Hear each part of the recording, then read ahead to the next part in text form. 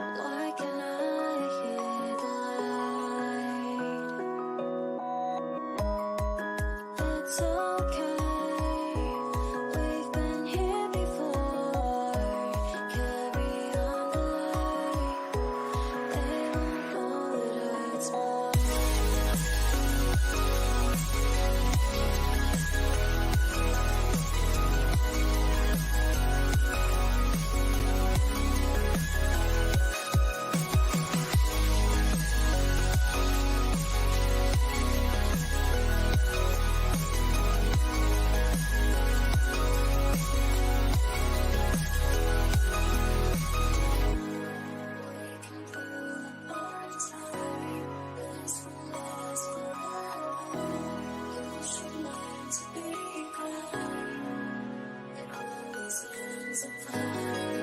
It's okay, we've been here before.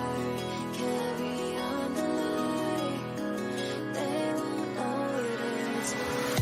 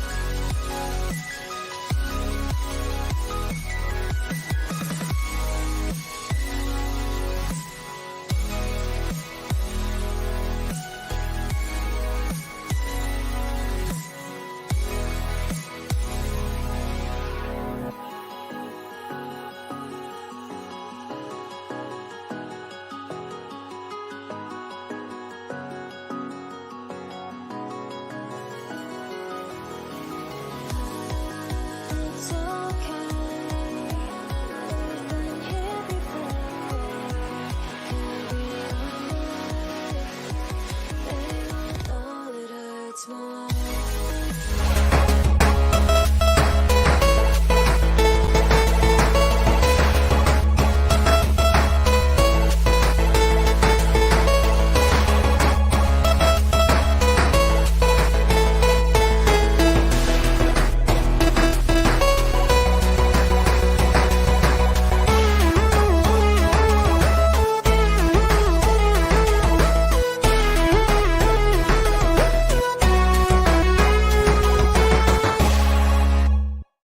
Hello, and welcome to the HP Podcast, episode number 266. I'm Ben, and with me here today are the most beautiful boys you've ever seen in your entire lives. That might be a slight overstatement, but not much of one. Dave, the bearded one. Well, we're all bearded, I guess, but you're not normally the bearded one. How are you doing?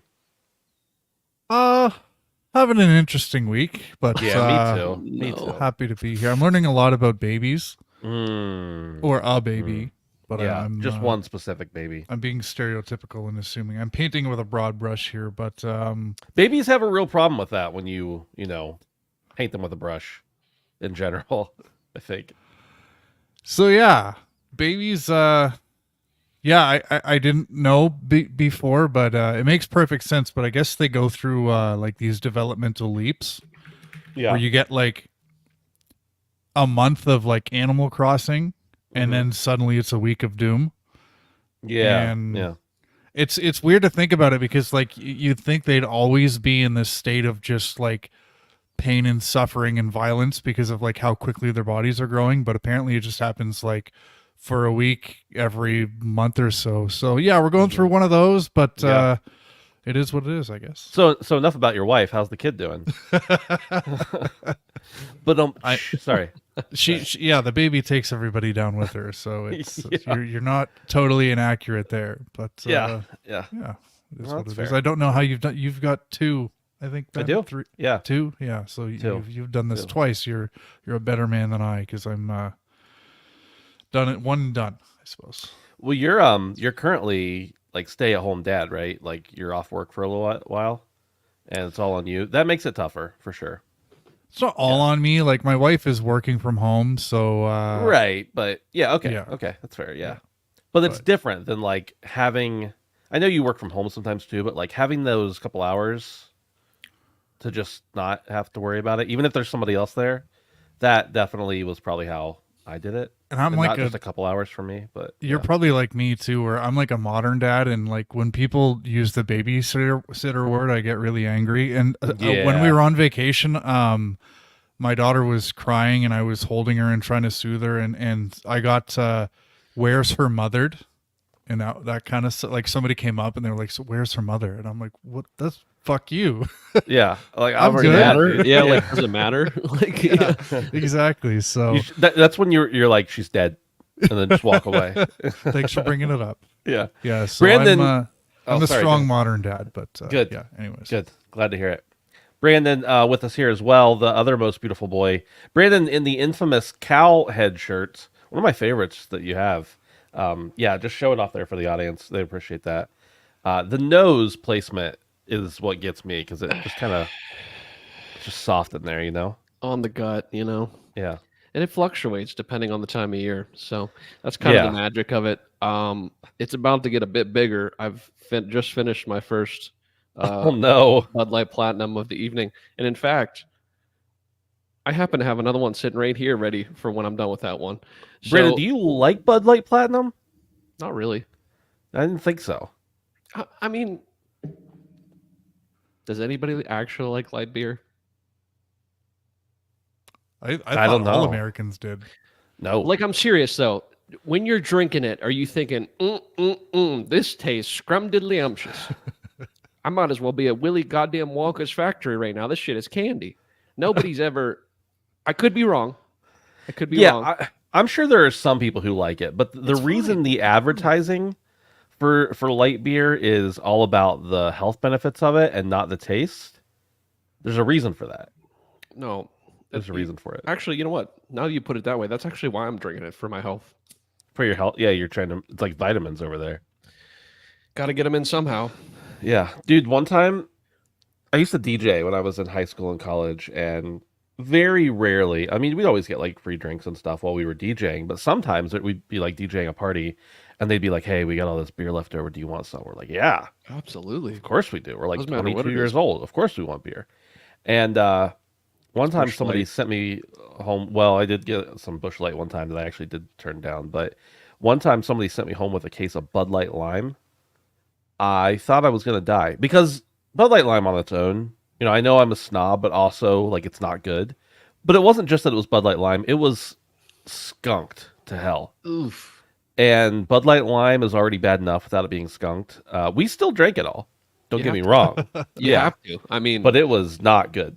It I was would have real been bad. angry if you didn't.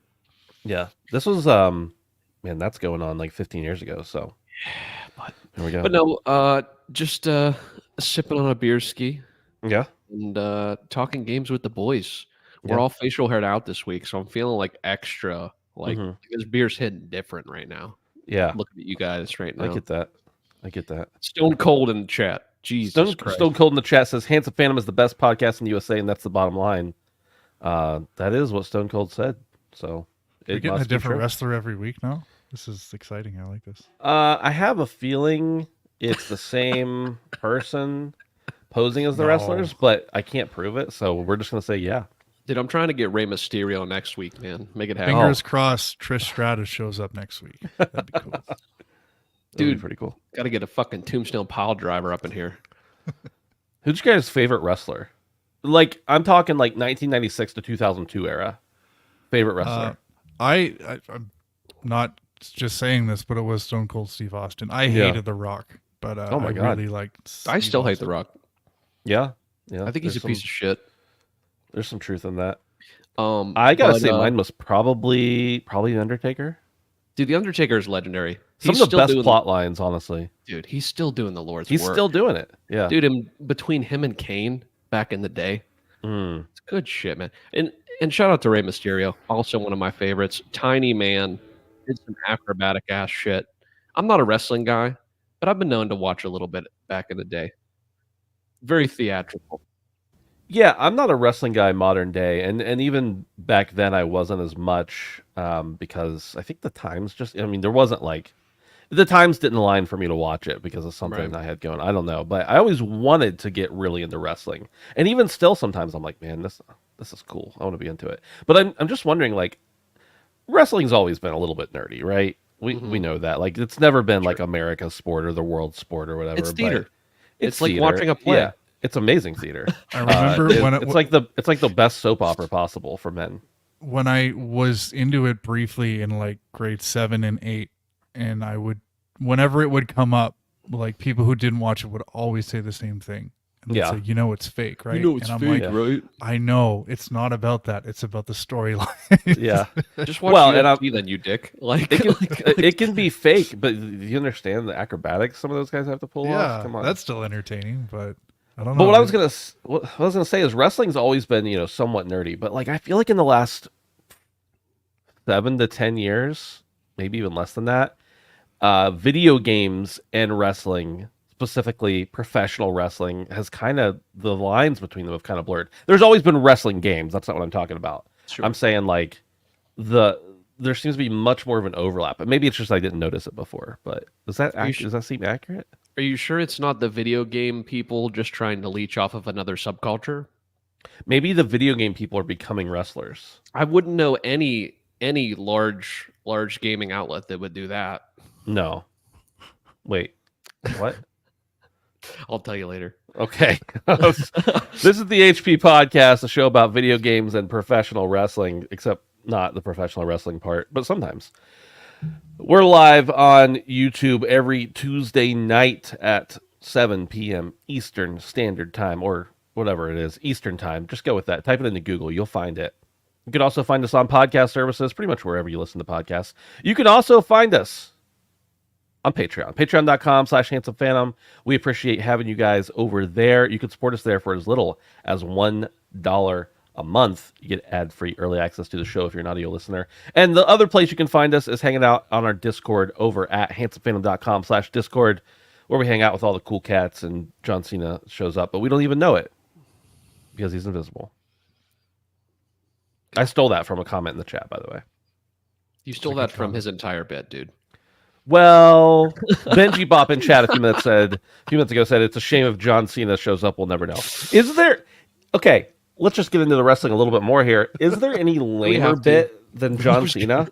John Cena's whole thing. I know that they're much more complex than this, but John Cena's like whole thing is you can't see me. It's like Sure.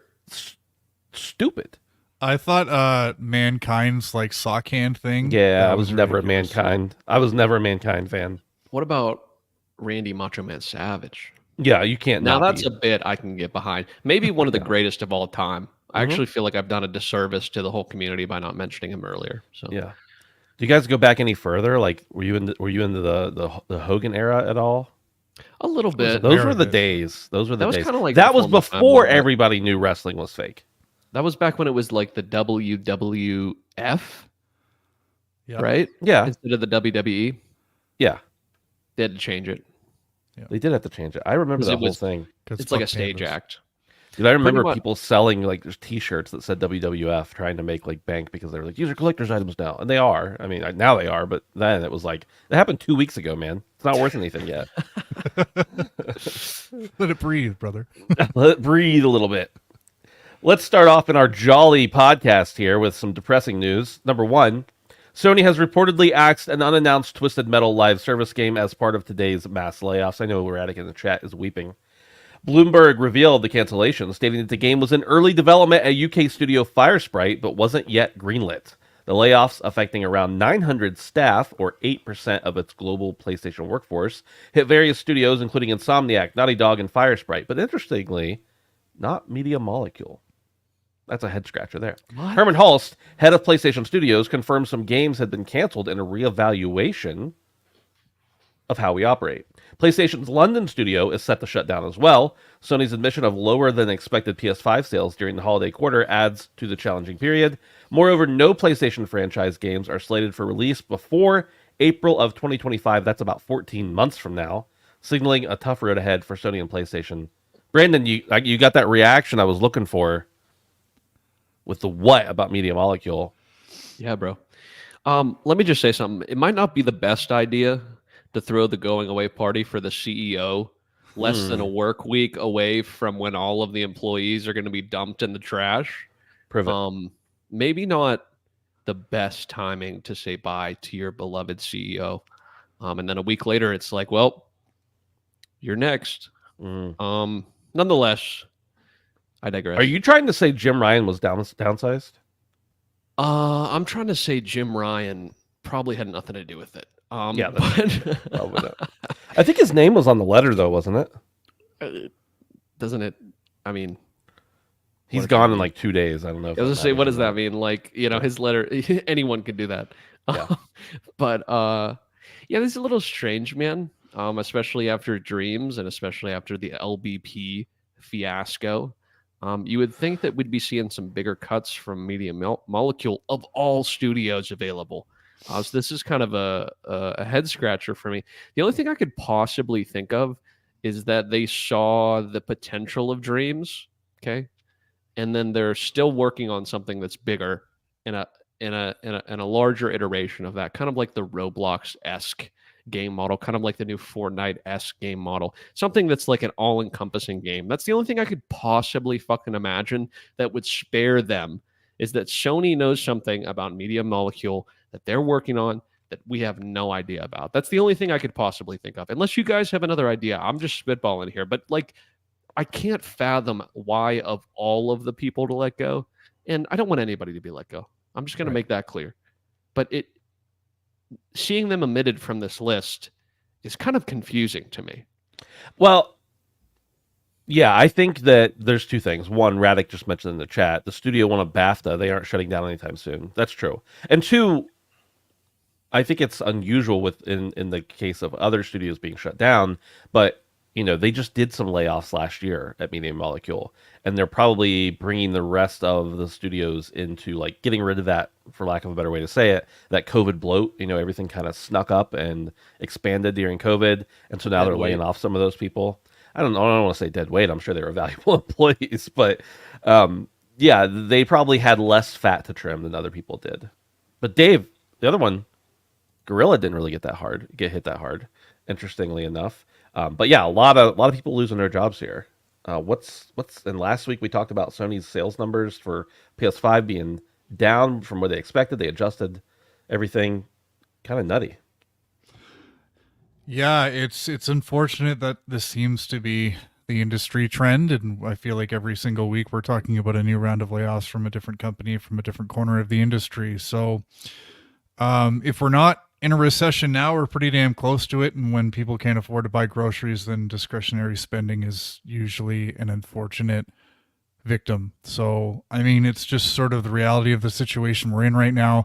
I do have to give a bit of recognition to the way it was communicated from Herman Hulst. I don't know if we've ever seen this much detail or transparency from like one person in these layoffs.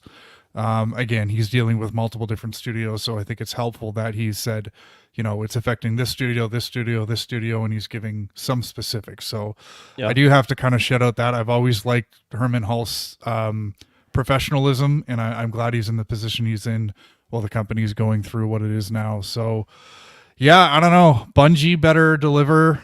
Haven, whatever the hell they're doing, they really better deliver, because to see Insomniac and Naughty Dog and Gorilla have people on the chopping block, and I know Bungie went through some stuff a little while ago. It's sad, and I'm just starting to feel like with last week's news of Sony reducing some of its sales targets on both the hardware and software side, and we know they're making a move towards games as a service, not fully, but at least a substantial part.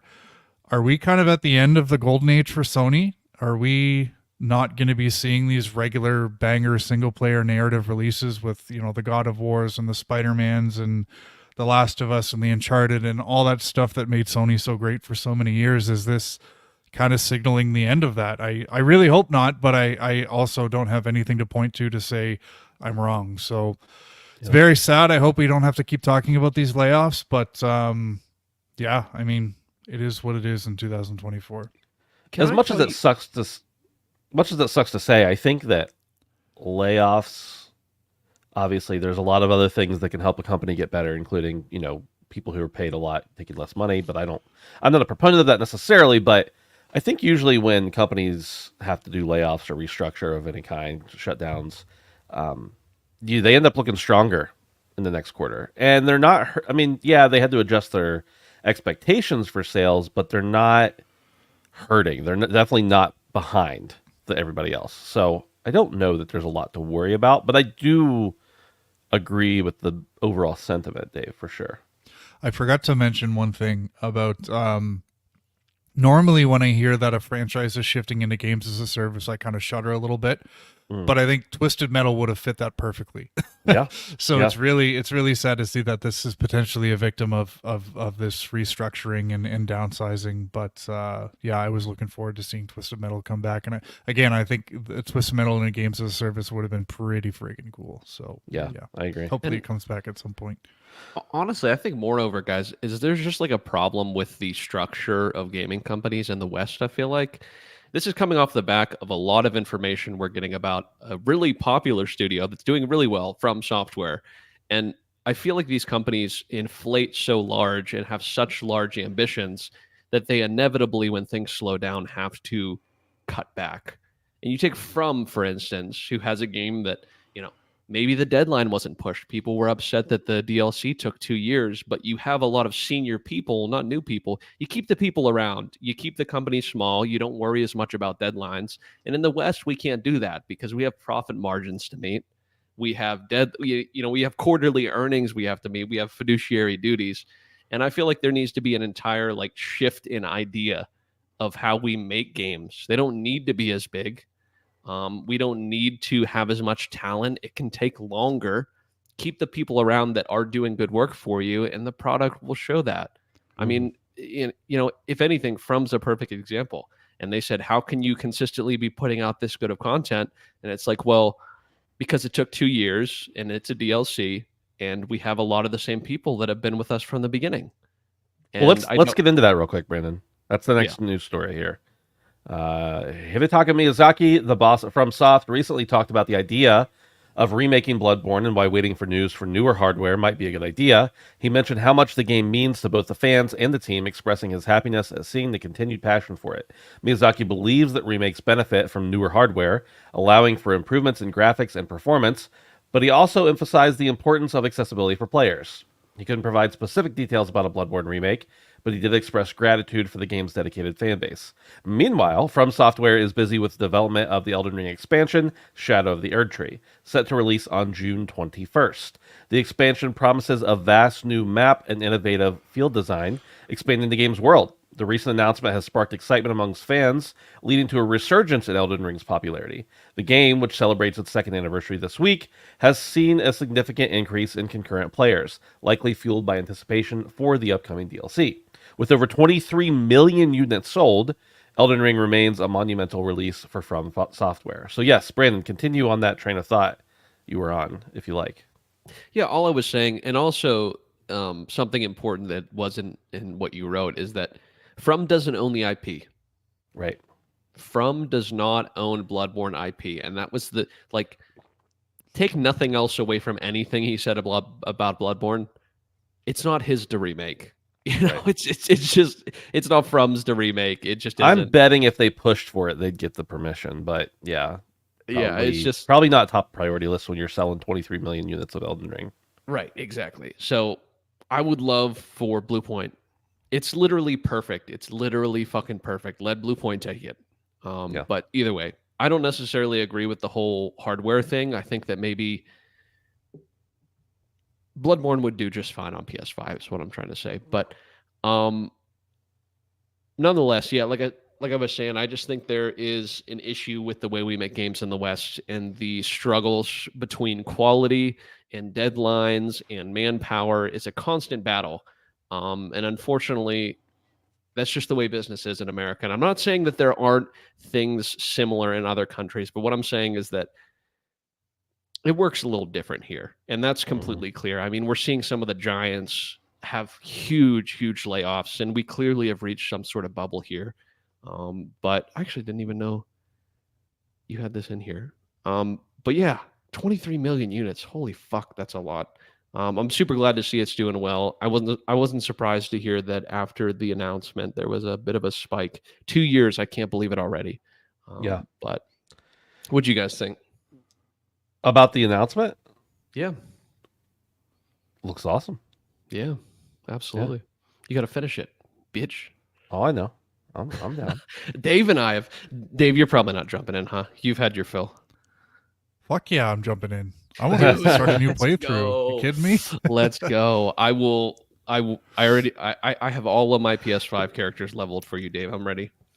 Sorry, I gotta go back to the Bloodborne thing for a second before we get into the Shadow of the Erdtree circle jerk. But yeah, I'm with you, Brandon. I don't understand why he would sort of mention waiting for new hardware when we saw what Bluepoint did with Demon's Souls, and I last week or the week before, I feel that's the best looking game I've ever played on PlayStation 5. Yeah. And it's like, what makes you think that, Bloodborne couldn't have the same treatment? And you're 100% right. And I think it's astute that you've kind of pointed out that, like, he can say what he wants. They don't own the IP. But the fact that he's talking about it and the way that he's kind of worded these things makes me think that some thought has been put into this. So it could be a thing somewhere. It could be something that's being worked on or just something that's been considered. So that's a positive thing. But Totally conjecture here. I have this is just me guessing. But I'm going to present it as a fact because that's how it works in this industry. PS5 Pro Bloodborne remake confirmed. Bluepoint. Yeah, probably Bluepoint. Dude, maybe he knows it's coming with new hardware. It should be Bluepoint, right? Yeah. Like, I mean, From's busy. Like, I'm not saying they couldn't do a great job. That's not what I'm saying. It's just not like give them their space. They're making new things. Give it to Bluepoint. Tried and true, buddy. Tried and true. Yeah. Shadow of the Erdtree. It's great to see FromSoft trying to swing for the fences with every little thing they do. I mean, they could easily give us a DLC that's like a 5 out of 10 FromSoft effort and people would still love it. But with Shadow of the Erdtree, it's like a whole new map, a whole new area.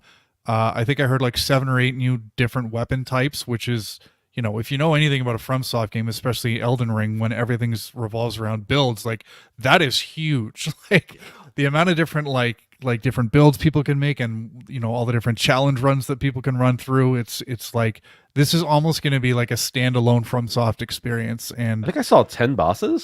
Is that right? 10 plus bosses. Dude, 10 plus bosses, and the DLC is supposed to be the size of Limgrave, which I'll pause you for one second, Dave. Miyazaki said that Elden Ring could be beat, what did he say, in like 40 hours? So what I'm saying is this man is underestimating every single time he says something, because most people spend over 100 hours in the game. So who knows how big it actually is, if it's the size of Limgrave or if it's like actually significantly larger, because he's kind of fumbled that dev math. Yeah, seriously. Yeah. Yeah, and I mean all that for $50 is it's kind of a no-brainer for me. I'm a little concerned about the difficulty level because I know with FromSoft games, their DLCs can often kind of turn the difficulty up to 11. With Elden Ring, it's a little bit different because of the way you can approach challenge. But yeah, I mean, good for them. This is going to sell like hotcakes, and they deserve it because again, they just seem to put maximum effort into everything that they do when they don't really need to. So yeah, good for them. Looking forward to this. Dude, literally, the Shadow of the Erdtree, just the trailer had more like story development and an art direction than some entire games. like literally, it's insane what they do. It's crazy. And I know I'm just kind of jerking them off right now, but like one of my favorite games. I'm sorry. Brandon Samwise actually to you in the chat. He said Miyazaki actually said, "quote whatever. Think bigger than Limgrave."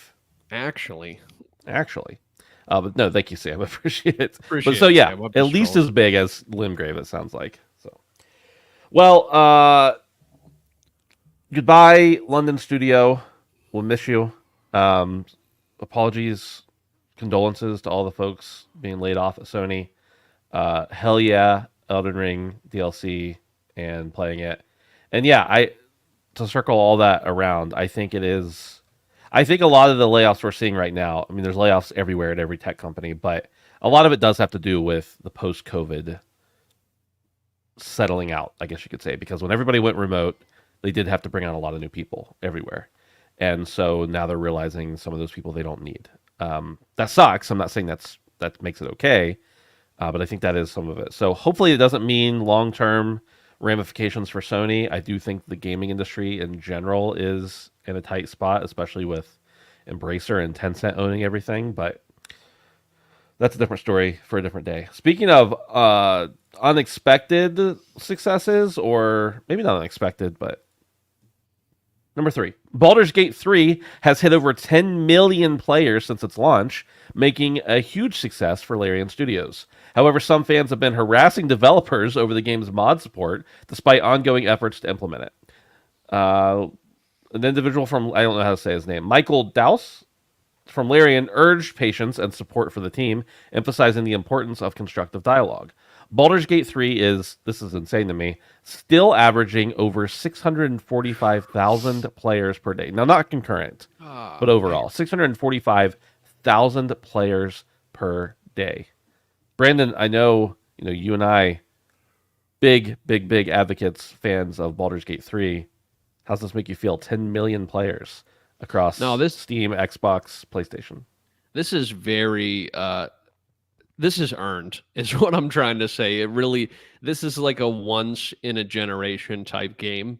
And that was super clear last year. I mean, the Game Awards means nothing. It could have not won Game of the Year, and it would still have the prestige. The numbers this game is still pulling per day, not concurrent, mind you, but per day is just astronomical for any game. I mean, just truly. I think it's obviously super lame that anyone's being harassed about anything. I'm unfortunately not surprised because that's the way the internet works. People get to hide behind their veil of the internet and can say whatever they want and have very little ramifications. But your titty physics mods can wait just a few more months so the developers can go home to their friends and family. There's already plenty of titty physics in the game. You don't even need the mods, I'm starting a new playthrough. You got to finish your first one, bro. I know, bro. I don't even want to talk about it, but I'm like almost 100 hours in, and I'm still in the third act. But yeah, this is sad to see. I mean, it's a constant struggle between the toxicity of the internet and the good people that make the things we love. It's just a shame that we keep having to remind these toxic people that the more you harass the people that make the things you love, the less likely the thing you actually want to happen is going to happen. And that just seems like common sense to me. But apparently that's in short supply now. So, yeah, Dave, I don't know what else to say. Dave, when are you starting your Baldur's Gate 3 playthrough? Not interested. What? Bro, you're fucking up. It's the CRPG genre. It's just not something I'm into. I said the same thing, bro. All of us, none of us were really. I mean, I've had some experience, but I've not. Yeah, I'm a normie. Okay. I don't know. I'm just not interested right now. But 100 hours. Sorry, it's tough for me. But I'm with you. I'm with you on the modding thing, Brandon. We talked about this a little while ago. Capcom, I think, were people insisting that modding is something they're entitled to, and this is my right to have modding in my PC games. And it's just like, it's not. It's like, I know you have it in all your Bethesda games, and you have a lot of fun with it, and you make silly mods, and you put them on the internet, and you get a boner when people download your mod. But it's not a God-given right that you be given modding rights in your game. How does it even make sense in Baldur's Gate is something I want to know. Maybe it was in the previous entries, but I don't know, harassing developers because you think you've earned the right to have modding in your game is just ridiculous, and it needs to stop. But it won't, because we have the internet and everybody can hide behind an avatar. Right. So, and honestly, it's gone a step further, Dave. It's not just to have the ability to mod, because that's already a thing.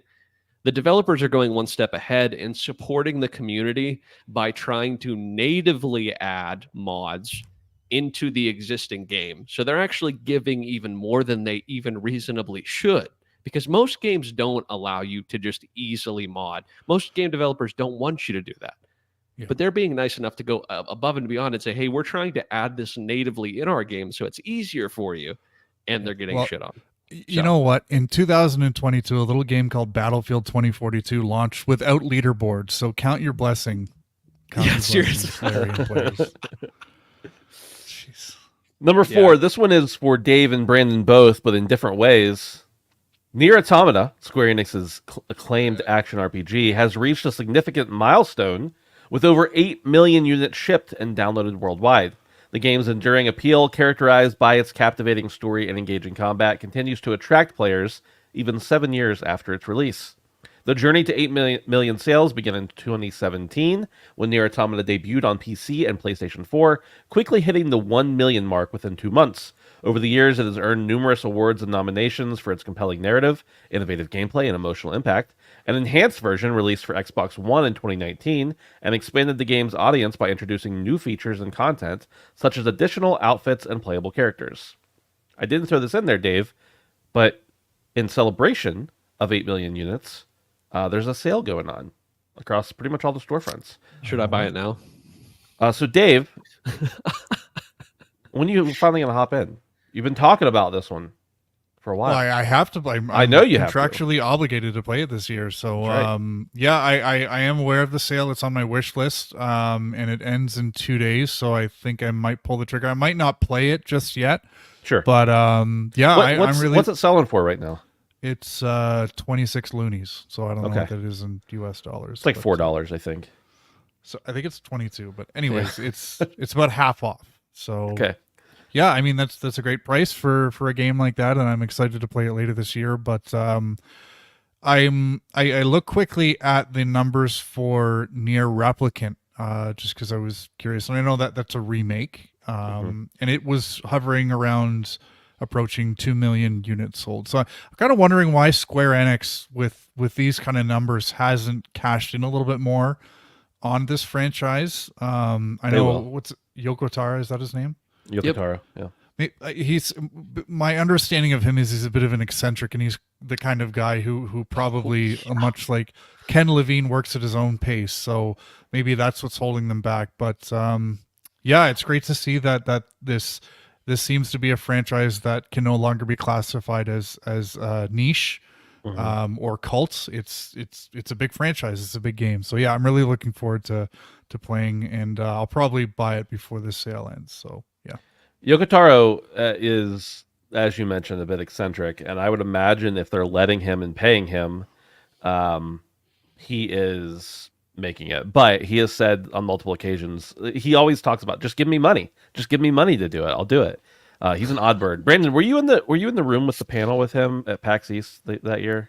I don't think I was. I was probably off gallivanting. Yeah. It must have been maybe it was the year just us and I went. I don't remember, but yeah.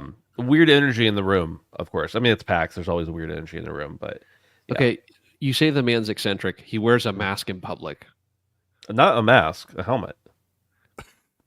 He wears a whole like. I rest my case. Yeah, I'm more power to him. I'm not detracting from his game. What I'm just saying is that you are correct, Dave. Yeah, you're about to detract from his game. I can feel it, dude.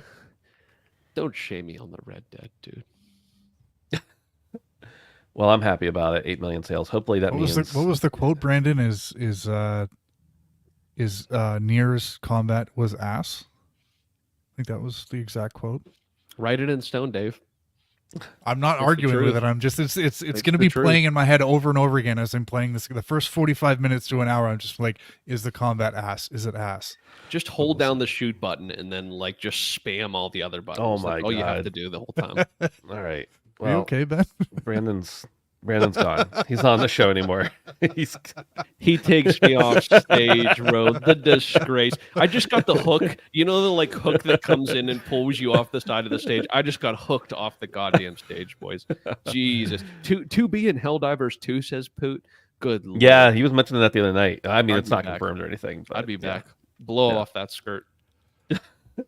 Number 5, concerns about the future of Apple's arcade has been raised by multiple sources, citing a decline in developer payouts and a shift towards family-friendly licensed games. Despite initial success, the service is now perceived as uncertain, with some developers describing it as having the smell of death. The decline in payouts began around October 2020, and a reboot in spring 2021 led to the cancellation of numerous projects, frustrating developers. Apple's strategy shift towards family-friendly titles with big IPs attached has left some developers feeling uncertain about the service's direction.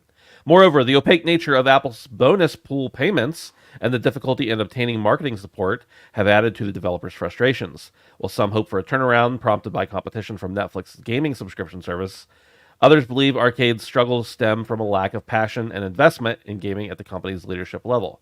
Now, I know none of us are really that big of mobile gamers, but Apple Arcade, when it came out, I did check it out. I think my phone came with a subscription or something, or I got 3 months free or whatever it was. And there were some quality games on there, but I did take a peek because I got a new phone recently and it had a thing, and I didn't redeem it or whatever, but it was like, check it out. So I was like looking around. I'm like, there's nothing on the new list here that I want to play. But Dave, have you really thought much about Apple Arcade since it came out? I actually forgot about it. To be honest, I really like the wording in this, that it smells like death. So it's kind of like a senior home of gaming. Ew. But it's it's Jesus. just when your own developers are saying it smells like death in here. I don't know, when I think about Apple Arcade and I think about what Amazon's starting to do with gaming, not their like New World and the MMOs that they've invested in, but more of the game streaming stuff that they've been doing with Luna, and then what Netflix is trying to do. It makes me think that, like, in gaming there's the extreme of the hardcore gamers, so I'll say us, and then on the other extreme you have mobile gamers. And I kind of feel like Netflix and Amazon and Apple maybe overestimated the amount of people who could make up the middle.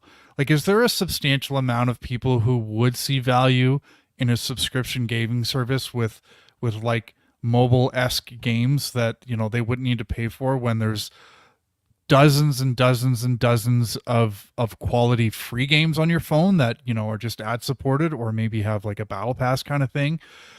It kind of seems like that might be the case, where there isn't really that many people now who are interested in sort of that middle tier of gaming. So yeah, I mean, who knows if Apple Arcade will be around in a year, but it certainly seems like it's not going to be in the context that it is now. So I don't know, Brandon, what are your thoughts on this?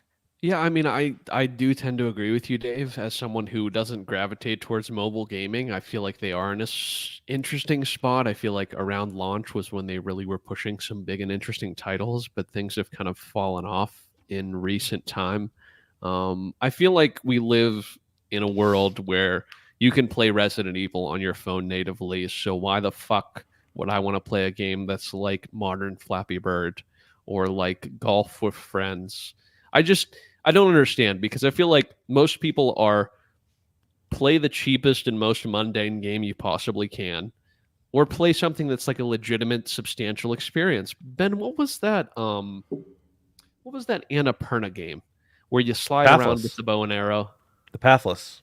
The Pathless. Great. There you go. That's a nice middle ground where you feel like you got some meat. But it's not exactly a big game. It's not exactly a small game. It's somewhere in between. That was the market they should have capitalized on. And if they would have provided that sort of value, I feel like people would have been more willing to give them money monthly. But unless you're pumping out games constantly in the middle like that, I just don't really see much of a value. I mean, at that rate, I might as well, cut my subscription for 2 months or 3 months, however much it is, buy a backbone, and then I could play goddamn whenever I want on it. You know what I mean? It's just, same with Xbox. It's just, there's too many other good options for me to be paying Apple this money, and it just doesn't make sense to me. I do agree it's incredibly funny that the devs are saying that it smells like, what is it when you die? There's like the death crackle. Do you guys know this incredibly... Yeah. Dude, the death crackles are happening with the Apple gaming subscription right now. You could just hear it over the mic. I've actually heard that. It's a very eerie thing. Yes. But Have you heard it in real life? No, I've heard recordings of it. Yeah. But I listen to a lot of weird podcasts. Apparently, yeah. But, Yeah. Uh, I'm the Moody Brooding type, Ben. Yeah, I know. I But know. Do we have a That's why name for the show? The that's why I Death got a Crack. couch. That's why I got a couch shirt on. Um, but Apple Arcade is in the grave as far as I'm concerned. And if only you could play Fortnite on your Apple phone, that would fix some issues. If you would have offered Epic a reasonable cut for the money that they're earning, I think that maybe you would have been making more money. They But might that have been wouldn't have making helped Apple Arcade. That would have no, helped. no. But what I'm saying is that if instead of investing in Apple Arcade, you then invested in Epic and said we're going to take a smaller percentage than anyone else because the amount of revenue that's generated from this is insane. Maybe you would have made more money than Apple Arcade. And I would bet that a lot of the money they are making from Apple Arcade is because it's tied in with people's Verizon subscription. It's tied in with their AT&T. It's tied in with Yeah. their fucking Peacock.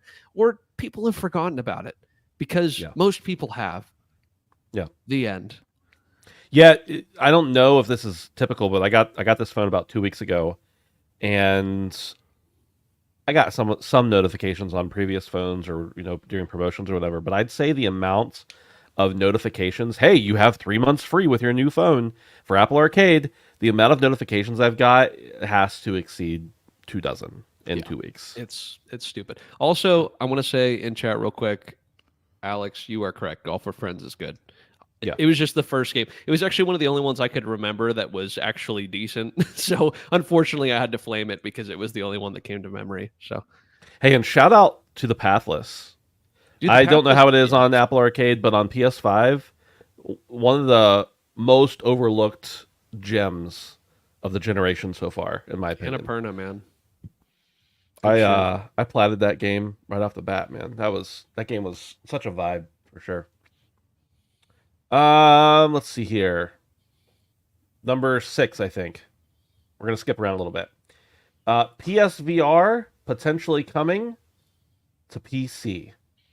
PSVR 2, that is. This is a really short one, it's just speculation, but Sony Interactive Entertainment is currently testing PC support for its PSVR 2 headset with plans to launch in 2024 this year, the company announced. Oh, they announced it. I misread. I didn't actually write this up. I just saw it and put the link in here. In a PlayStation blog post featuring updates on upcoming PlayStation VR 2 games, Sony Interactive Entertainment Content Communications Manager Gillen McAllister said, quote, "We're pleased to share that we're currently testing the ability for PlayStation VR 2 players to access additional games on PC to offer even more game variety in addition to the PSVR 2 titles available through the PlayStation 5. Get as many buzzwords in there as possible. We hope to make this support available in 2024, so stay tuned for more updates." No more updates were announced yet. Dave, the three of us have varying interests in VR and using it and everything, but we've said, all three of us have been consistent in saying, like, you've got this awesome new headset, make it possible to work on PC. And I know that the first PlayStation VR eventually was able to be played on PC, but it took some modding to be able to do it. But native support, I think that's big. Does it point to something bigger for Sony? I don't think so. I think this is the death crackle for the PSVR 2, frankly. Yeah. They Death seem rattle. to be. This is them looking for more players because they haven't found them in their existing customer base, which, I mean, we all kind of saw coming. The PSVR 2 was priced very high at a time when people probably couldn't afford it, and they haven't really put any captivating software out there to make people want to pick it up. I suspect Beat Saber is still the best seller on PSVR 2 or is among the best. So yeah, I don't know. I think this is a swing and miss for Sony, the PSVR 2 in general, and this is them just trying to find some new life for something that probably will be a distant memory in a couple of years. I would suppose. I hope I'm wrong because I mean, I want a reason to purchase something like this. I really do. And the Gran Turismo thing was cool, but it that wasn't really a solid effort. I mean, that was an existing game that is better on the console and just kind of works pretty well on PSVR 2. So I would like to see Sony put a concerted effort into making me want to buy this thing, but in concert with the first story we talked about today, I don't think that's going to happen anytime soon. So this is a sign of the end to me, potentially. Brandon, with Sony bringing so many of their games to PC, and especially with Helldivers 2, third party, or second party, I guess. Are they going to, are we going to see? Is it just going to be PSVR games on PC, or are we actually going to see, use it with everything? No. I disagree with Dave. I think that this is a good thing for PSVR 2. I think that this is the only saving grace for PSVR 2. We had a lackluster PSVR 1 launch, okay? It made merely a splash, merely a puddle. It was lackluster, and I was hoping, for the sake of the medium, that the PSVR 2 would make a bigger wave, not just a splash this time. But the reality is the software's still not here. And Sony knows that it's not selling as they wanted to. And so the saving grace for this console is not to just offer PlayStation VR titles on PC. The saving grace for this hardware is to allow you to use this hardware for other things. Truly, I think that is what's going to save this thing.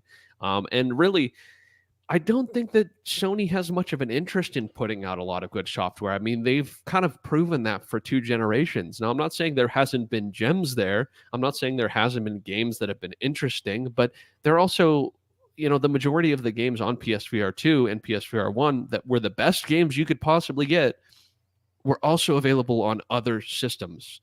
So I really do think this is actually imperative for Sony to do, not only because they've recently showed, and, obviously the whole gaming industry is in a mix-up as far as the crossing of lines from North Korea and South Korea, so to speak.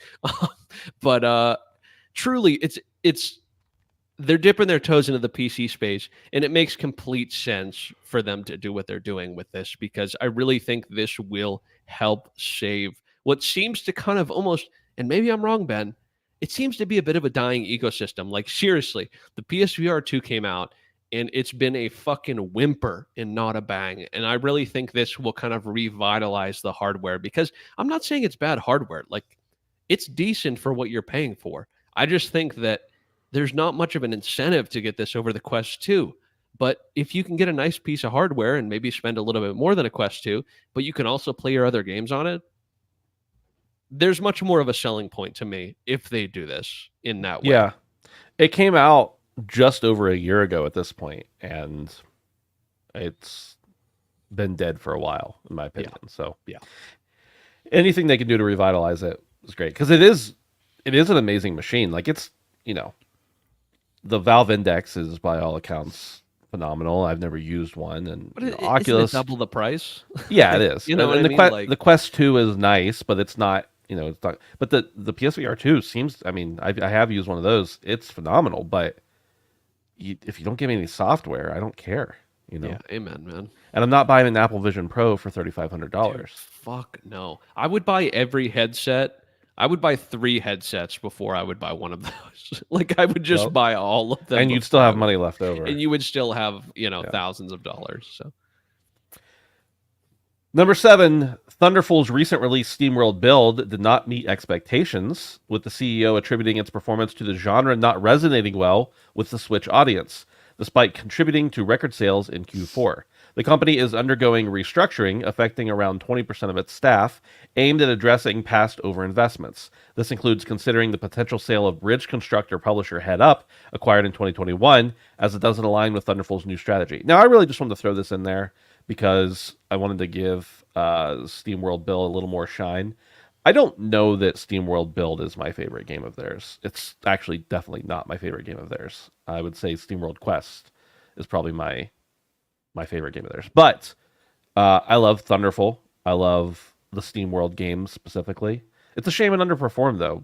I don't think... Did either of you guys have a chance to check it out? It was on Game Pass. Honestly, if it hadn't been on Game Pass, I wouldn't have even seen it. Because I didn't see a lot of marketing for it ahead of time. But I wonder if that has something to do with it. Yeah, I imagine it's hard to advertise as a small company like that to get in your face. Hold up, though. Let's just think about what you just said, though. You, of all people, didn't know that it came out. So what does that mean for literally everybody else? In fairness, I intentionally don't go looking for new releases or trailers or anything. Yeah, so but I'm maybe a bit of an oddball in that sense. You're on Twitter, you're on Reddit. We do this show every week. Yeah. It's like, I'm not saying that that's the reason it did poorly. Maybe, I'm not saying they should have dumped a couple more million into marketing, but what I'm saying is that, like, I feel like that's means something. What you just said, like, truly. I didn't check it out. It didn't look like the type of game I'd be interested in necessarily. The whole city building aspect doesn't fully intrigue me, but they make good games. I mean, SteamWorld Dig was amazing, and so they know how to make games. So, Dave, this is not about SteamWorld at all, but I wanted to point out to you that Johnny Waffles has now been in the chat with 3 or 4 different YouTube accounts at this point. So if you wanted to know if it's the same person presenting themselves as all the different wrestlers, I think you might have your answer. Okay. Well, I was actually wanted to talk about SteamWorld for a second, But you can do that. I just wanted to, pointing that out. yeah. SteamWorld's wild because like this is a franchise that I think intentionally tries like several different genres. Like we had Dig, which was, I don't know, a digging game, and then there was Quest and then Heist, and I think they had a tower game too, and now they have a city builder. The problem with this is I can't back this up, but I suspect that SteamWorld has built their fan base probably on console, and a city builder, in my opinion, probably doesn't work too well on console. They mentioned the Switch specifically in this article, and I cannot imagine playing a menu input heavy game like a city builder on my Nintendo Switch. So, I mean, that might have something the to do- AAA king of Switch gaming. Yeah, exactly. Of all people, So that- of all people. they should have asked me. They really should have asked They really me. should have. So, I mean, when you're taking that many risks with jumping from genre to genre, you're going to come to a point where it just doesn't work. So hopefully this isn't the end of SteamWorld games, because I agree with you guys. They're really, really good. I've played Dig and Quest, and I had a lot of fun. I think one of the only games that Ben Smith gave a 10 out of 10 on Handsome Phantom Reviews. So, yeah, I hope this isn't the end. That's for sure. Yeah, agreed. Now we're going to get to what we've been playing, but first I have one more news story that I just wanted to read that's kind of related. Number whatever we're on, 8, I think. Skull and Bones, Ubisoft's pirate game, has struggled to gain momentum since its recent launch, with only about 850,000 players, including free trial users. Despite offering an 8-hour free trial, engagement remains low, possibly due to its $70 price tag for a live service title. The game's future success is uncertain, despite plans for year 1 content updates and new seasons. So on to what we've been playing. Dave, what have you been playing, by the way? Oh, you threw right to me. I assumed you guys were playing it too, so I thought you guys were all gonna jump in there. But No, I haven't. It's unfortunately not surprising news that it hasn't really hit the way that I think Mr. Guillemot was hoping for. This game had a hilarious development cycle, and I think people just don't really give Ubisoft games the respect that they maybe deserve, because I'm still playing this game and I'm still having a great fucking time. It's I wish I had more time to play it, but everything I've done in the game is I'm having a really, really good time with it. There are like world events that pop up, and world events aren't something that are new, but it just works so well in this game. They have these elite captains that show up on the map, and you have like 20 minutes to get there and take them out. And they're really tanky, so like they're supposed to be co-op events. So basically when you see it on your map, you kind of make the decision, okay, I'm going to go for it, and you can call for help. So that'll signal to any other players in the instance that you're going to go do it, please come help me. And like you kind of as you approach the ship, you can see it on the horizon, and you can pull out your spyglass and you can see kind of what you're going to be dealing with. And you've got a couple minutes because you're sailing, so you're kind of preparing and stuff. And I had one of these instances where I got really close to the ship and I didn't really see anybody, so I'm like, fuck, I'm going to get my shit kicked in. But then like I kind of pan around and I see a couple ships coming on the horizon, and I pull up my spyglass, and sure enough, it's 2 other players who were coming to help me. So yeah, it's just been a lot of really like epic and fun moments like that. There's a lot of treasure maps that you find, because obviously it's a pirate game, and you can either buy them or loot them, or you get them from quest givers. And I'm really enjoying that part of the game too, because I feel like the treasure maps just give you like just enough to kind of like start, just enough to piece together where you might need to go to find this treasure. and it's a really satisfying moment when you get to the outpost where you think the treasure is, and you dock and you get off your boat and you get this little alert that says the treasure you're looking for is on this island. And you're like, amazing, and you go and you find it, and it's really cool like that. Just like real life. Yeah, exactly. Yeah. I built my 4th ship now. It's a sloop. It's still considered a small ship, but it's you start with a dhow, and I'm on my 4th ship, was again still small, and it's like a considerable upgrade, and it's just that's how much depth I'm finding in kind of the different upgrades that you have for your ships. My first ship was dog shit. It was called the HMS Handsome Phil. And my current ship, Brandon, is called the HMS Handsome Ginger. So you guys are each getting a ship. So Thank you. I assume I'll be the one when you upgrade your ship to a bigger size. That'll be me. You were my cutter. You were my second ship. Oh, so okay. It's still. Yeah. I still really like that ship. It's a little bit more tanky, not as fast as the HMS Handsome Ginger. So yeah, that adds up. Yeah. I don't I'm enjoying this game. The season 1 Smuggler's Pass just came out this week. I just kind of went through it today. It's got all the cosmetic stuff that you would expect. I don't know if I'm going to be playing this game like consistently over the course of the year, but I'm still having a really good time with it. But I'm not expecting it to succeed, and I wouldn't be surprised if it was on subscription services fairly quickly, just because this is the kind of game that needs a player base. But yeah, Skull and Bones still having a really good time with it, and I wish more people would give it a shot. I'm not saying go out and spend full price on it, but if it does come on subscription services, I think it's worth a look, because it's a pirate game, and it's a really good one, and we don't have a lot of them. So yeah, Dave, yeah. I'm not being condescending. Legitimate question: how long till the server shut down? I don't know, 5 years. All right. That's fair. We've just seen a quick turnaround with some of these games. I guess they've not been newbie games, but still. Yeah. Anything else, Dave?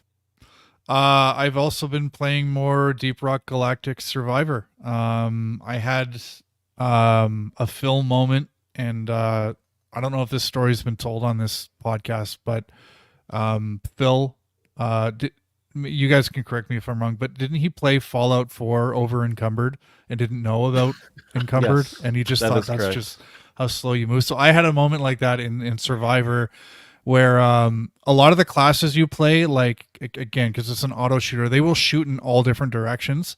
But there's one class where I didn't realize, but the gunner class, you actually need to be facing your target for them to shoot at the target. Otherwise, they will just not shoot unless there's a target in front of them. So I was just constantly running away from these swarms of enemies.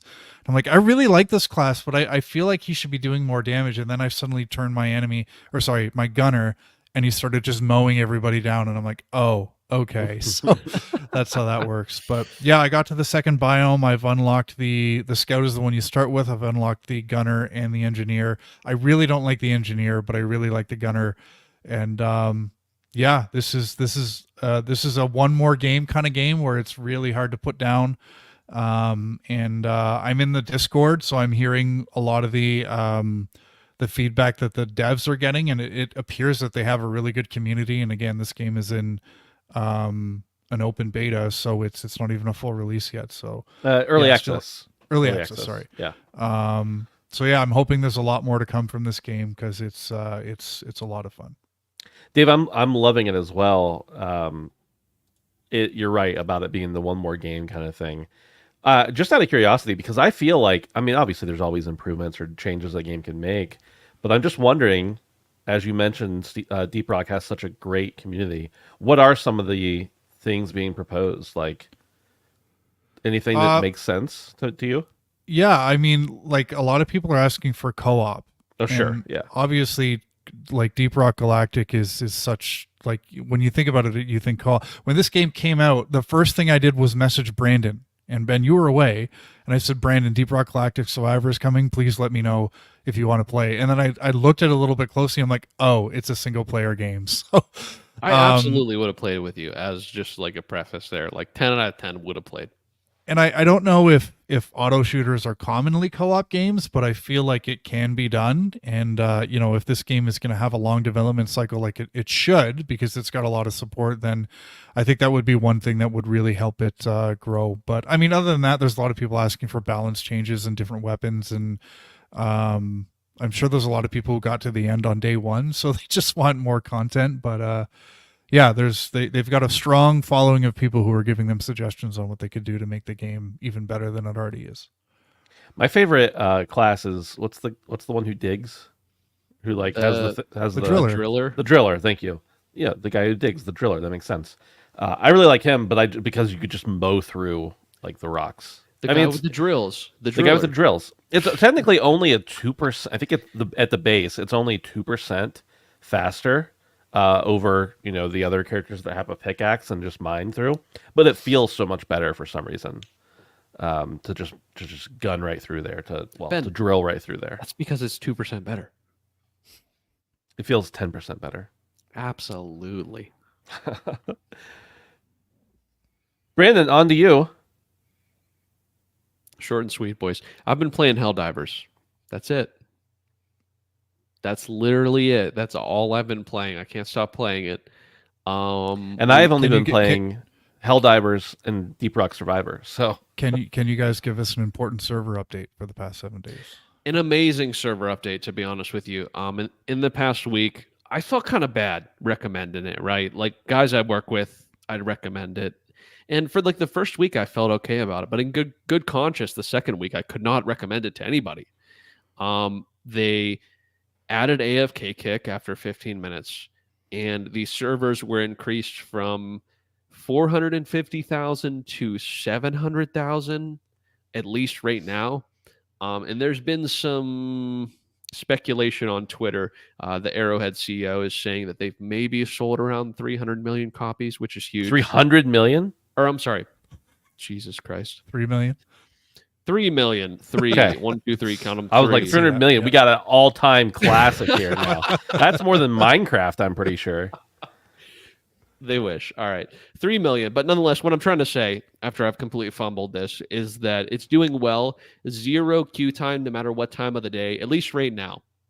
I know it's going to continue to grow in popularity, but I hope instead of them having a couple weeks to fix this, now they're going to be able to see a slow increase to the player count, and they'll be able to adjust on the fly. But amazing game, super fun. Last night we were playing on Insanity, I think, which is one of the top 3 difficulties, which is 2 from the top. And there's another one above that, and then Helldivers, something like that. So we're getting there. I'm really excited to keep going. The hard stuff is super fucking fun. It's really, really stressful, but it's really fun and super rewarding. So can't talk highly enough about this game at a $40 price tag. I can't say anything I haven't already said other than, I will say something new.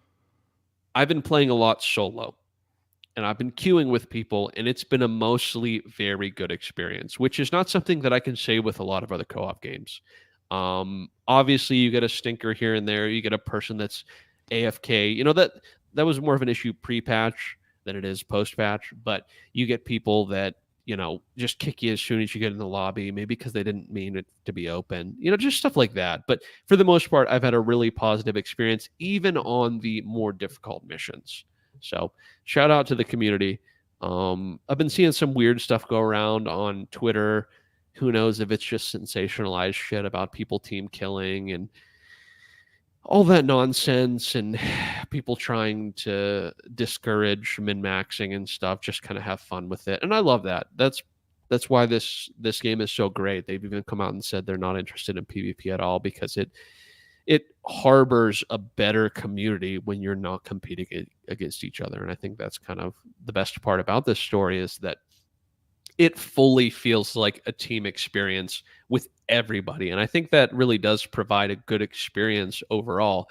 And to be honest with you, I want to touch on this that I didn't touch on. It's interesting how the narrative of this game will be shifted depending on how the player interacts with the game. And that's something that doesn't always happen in games. So I'm going to be really interested to see how things change as time goes on. and player counts fluctuate. So love Yeah. this game, man. We'll be playing later. Probably going to be streaming later. But yeah, super, super, super good game. Yeah, I'm having a blast with it as well. I think I'm over 50 hours now in the game, which is absolutely insane. A lot of that's due to the fact that it's like, hey, all the boys are playing, time to hop in. Yeah. So it's been a lot of fun. But Brandon, to your point about not having a lot of, I think I told you this, but I saw an article, I think it was on Twitter, about people not realizing that resources are shared. Right. So they're team killing people so that they can get the rare samples or whatever from them.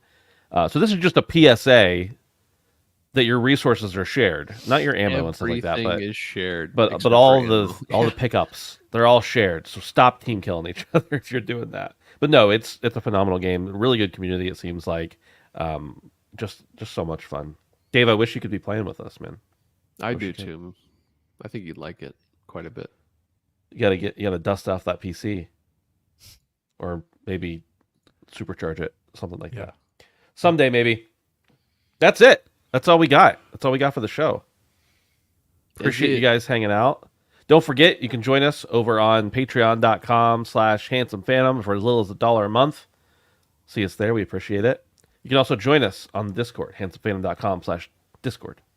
Real easy to remember, hopefully. That's it. We'll hang out for just a couple minutes here, talk to people who are in chat. Other than that, we'll see everybody later.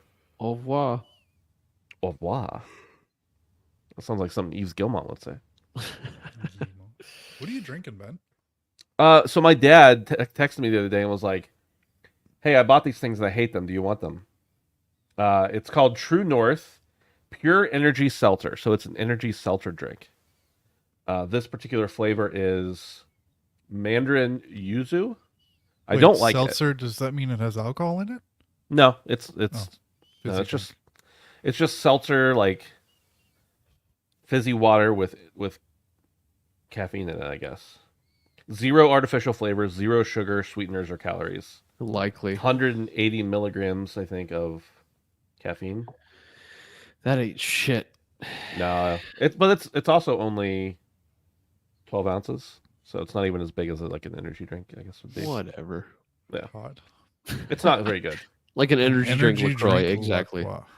LaCroix. LaCroix or LaCroix? LaCroix. It is- No, LaCroix is how we say it. It's actually Pennsylvania. called LaCrax. Mm. Yeah. I think it's I saw somebody mentioning, who was it? I think it was Alex, mentioned a couple times. Somebody mentioned a couple times a game, Balatro. Have you guys seen about this? It's a chess game, or not chess, poker game, but it's not poker. It's a card game, but it's poker, but not.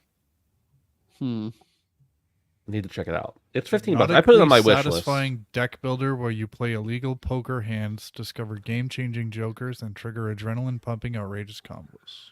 I just heard about it in the last probably 2 days. It looks really fun, but I don't know. I've got so much else to play right now. I threw it on my wish list so I'd remember it. Poker's just the gateway. Okay, all right. Is there gambling, good sir? Is it a gateway to gambling? Is there no gambling, but it makes you want to gamble? Is it like weed and crack cocaine? One Yeah. just Dude, leads to the don't other? fucking slander weed like that. How dare you? What are you, fucking Ronald Reagan? Get the fuck out of here. Jesus Christ. But no, I have not played that one. And then Waffles I keep seeing him mention Ultros, which I've not played either. But no. It's more It's more gambling. gambling on the heart of the cards. I have no idea what that means. Benji, what the fuck does that mean? Is that a Don't ask metaphor? him. He'll tell you.